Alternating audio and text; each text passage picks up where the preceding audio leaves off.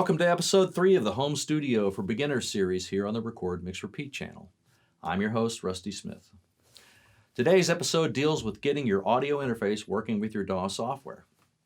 The interface I'll be using today is a simple USB-powered interface with only 2 inputs. And the only outputs are for speakers and headphones. Specifically, this Behringer UMC202 HD. It has 2 inputs on the front, a headphone output on the front, speaker outputs on the back, and a USB-powered connector.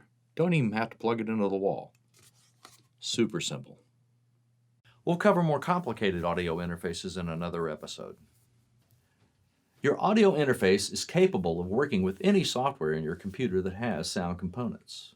That even includes the computer operating system. Whether you're using Windows or Mac OS, you have a choice of using the built-in sound card of the computer or an audio interface. For Mac, those settings are in System Preferences under Sound. This episode focuses on your digital audio workstation software communicating with your audio interface. Every DAW has preferences, and in those preferences, there's a window for sound, or audio, whatever they want to call it. Typically, there's a drop-down menu in that window that enables you to select an audio interface to use with your DAW.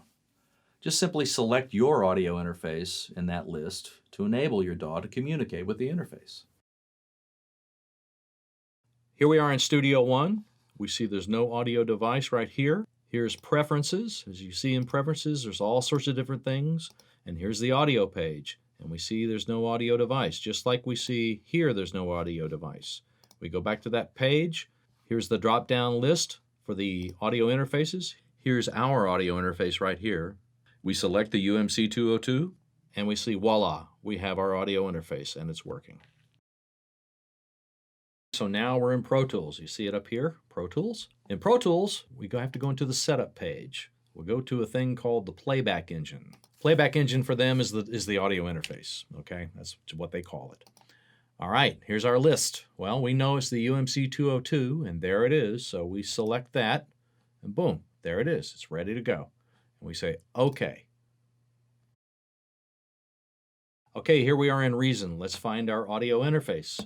In Reason, we go to Preferences, just like you do with everybody else. We got General, Audio, Control Surfaces, all these different things. Here we are in Audio. Audio Device, Mac Mini Speakers. Well, we can work with those, I guess, but hey, that's going to be awful boring. So here is our 2-channel simple audio interface in the list. Select it. Boom. Finds it, selects it. Another thing in that audio window will be a choice for the size of the buffer. Now you're thinking, what the hell's a buffer? It's actually pretty simple. Buffer sizes come in samples, typically ranging from 64 samples as the lowest choice, and then doubling in size, incrementing to 128, 256, 512, 1024, and topping out at 2048 samples. The buffer is a work area for your processor. The smaller the buffer size, the harder the computer processor has to work to accomplish what you're asking it to do. There are 2 easy rules about the size of the buffer. First rule, you want the buffer as small as possible if you're going to listen to what you're recording through your software. In other words, if you're singing and you're wearing headphones and you're listening to your voice through your software while you're singing, you want as small a buffer as possible. A smaller buffer reduces latency latency Now there's going to be an entire episode about latency coming up, so for now, just trust me. You want the buffer size small when you're recording something while you're listening to it through your DAW. The second rule, if you're not in the process of recording, then you're probably mixing. If you are mixing, you want the buffer higher. This is because when you're mixing, you'll probably be using more plugins. Now, in case you don't know what a plugin is, plugins are simply virtual devices inside your DAW. Things like equalizers, compressors, reverb units, and echo. There's a whole episode on plugins in the Beginners series that covers exactly what they're about. I'm just going to say plugins are a whole lot of fun, and you won't want to miss that episode. Anyway, Those plugins require more processing when you're mixing. And when you're mixing, latency is simply not an issue, and a higher buffer is your friend. For me, if I'm monitoring through software while I'm recording something, I set my buffer to 64 samples. If I already have a lot of plugins going on, I might set it to 128 samples. But when I'm mixing, I typically use 1024 samples. Okay, here we are in Studio One on the audio page again. Now we're talking about the buffer. The buffer in Studio One is called device block size, and here's the number of samples available. They go all the way from 16 samples, doubling in value, all the way up to 4,096 samples. So you choose your sample rate as you work. This is not part of the session setup or the song setup. You can change this while you're working. If you want to be recording and have a smaller buffer with less latency, you can do that. And then if you're mixing and you're using a lot of plugins, you can have a higher buffer and not have a problem with the plugins performing. Okay, in Pro Tools, the buffer size is done in the same window that we selected the audio interface. And the buffer is right here. It says hardware buffer size right there. And here's your list of buffer sizes, okay? 32 to 1024. That's how you do it in Pro Tools. All right, in Reason, the buffer size, just like everything else in Reason, is on the Audio Preferences page. And here it is. This is the buffer size. It's on the slider. Reason goes from 64 samples, doubling all the way up to 4,096 samples. And you can see it right here, input and output latency. Remember I was talking about latency, 89 milliseconds, 87 milliseconds at 4,096 samples. Those values get smaller and smaller and smaller until you get down to 64 samples. It's 5 milliseconds and 3 milliseconds. So there's a graphic representation of how the buffer and latency work hand in hand. The next aspect of your DAW talking to your interface is the input and output of your DAW. The input to your DAW comes from the USB output of your audio interface. And conversely, the output of your digital audio workstation goes to the USB input of your audio interface. This is all done through one USB cable. So to manage this input and output in your DAW, there's a thing called a matrix. The matrix is where you control the signal flow between your DAW and the interface. Most DAW matrices look similar to this. So now let's talk about the matrix in Studio One. Here it is in the song setup and the audio panel. The vertical represents Studio One and the horizontal represents the audio interface. This right here is the input page. So here's the inputs in Studio One. There's two because there's only two inputs coming from the interface. The outputs, this is the output of Studio One, and there's only two outputs, left and right on our interface, and so there it is right there. Those hit the speakers, and they also hit the headphones. So that's your matrix. That's as simple as a matrix can get right there. All right, in Pro Tools, the matrix is accessed on the Setup menu, the I/O page. I/O stands for input and output.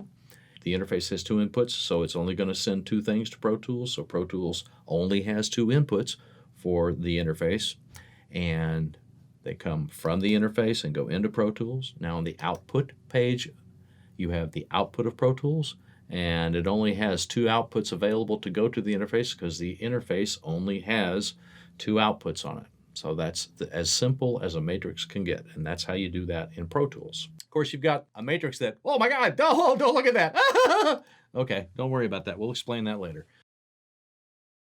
Okay, the matrix in Reason is really not a classic looking matrix where you have the horizontal and vertical like you do in Studio One and Pro Tools. You have a list of active input channels and a list of active output channels. The current audio interface only has two input channels and only accepts two output channels. So that's all you get. If you have an interface with more inputs and outputs, then this list here will give you options to access them. The last aspect of your DAW working with your audio interface is the sample rate and the bit rate. This choice is usually made when creating a new song or a project or a session or whatever your brand of DAW calls it when you make a new file. There's a lot of opinion regarding what the best sample rate is and what bit rate to use. You're welcome to do all the investigating you want to on the subject. I mean, go on YouTube and search what's the best sample rate to use. You're going to be hit with 1,000 opinions, and it's all going to be very droll and dry and technical. I'm just going to say this. I've mixed movies and television shows for Showtime, HBO, Netflix. I mean, I'm talking all the major studios and networks out here in Hollywood. And when it comes to delivery specifications, they all agree 48K sample rate with a 24-bit resolution works quite well. And I happen to agree with them. The delivery specifications for Batman, Transformers, Avengers, Game of Thrones, Fargo, Breaking Bad, I mean, if you think those shows sounded great, well, they were all done 48K sample rate and 24-bit resolution. So go ahead and set your sample rate to 48K and your bit rate to 24-bit as a starting point. You won't be disappointed. Okay, here we are in Studio One. We're going to deal with sample rate and bit rate. Well, we're going to start a new song, and we get a page here. Okay, now, sample rate. Here's our choices. 41 all the way up to 192. And I'm picking 48 because that's what I usually work in. Resolution, 24-bit. We have a choice on resolution as well. 16, 24, 32, or 64. So we'll choose 24. Typically, I work in 32-bit float, but I've been talking about 24 in this video, so I'm just going to choose 24 so I don't look like I contradict myself. So there it is. We've picked our sample rate and our bit rate, and we hit OK, and boom, we have a song. Now we're ready to do some work. All right, Pro Tools, sample rate and bit depth. We start with a new file, and it's on the new session creation page. And here is your sample rate choices and your bit depth choices. And that's how you do it in Pro Tools. Now, if your system supports 32-bit, use that with 48K, because a higher bit rate adds more information to each sample. And that increases the resolution of each sample, giving your sound more definition, and that's a good thing. If you want to, go ahead and play around with 96K 32-bit or 192K 32-bit. I mean, go nuts. Bear in mind, you'll use a heck of a lot more disk space doing that, and the number of plugins you'll be able to use will decrease dramatically. Now, I can't cover all the specifics about every DAW and every audio interface, but what you've seen in this episode should cover the similarities all those DAWs have regarding connecting to an audio interface. Most DAW and audio interface manufacturers have tutorial videos covering this topic, and I encourage you, please go visit the website of your DAW manufacturer and your audio interface maker for more details. Okay, now that we've got the DAW talking to the interface, it's now time to finally start doing some recording. And guess what? That's what the next episode covers.